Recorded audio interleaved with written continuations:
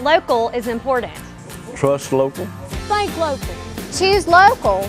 I'm Frankie Chriselle for WDAM 7's Pine Belt Marketplace, and I'd like to encourage you to choose local. When you choose local, it's an easy way to help our community, your community, thrive and grow. When you choose to support locally owned businesses, you're keeping your tax dollars right here in the Pine Belt.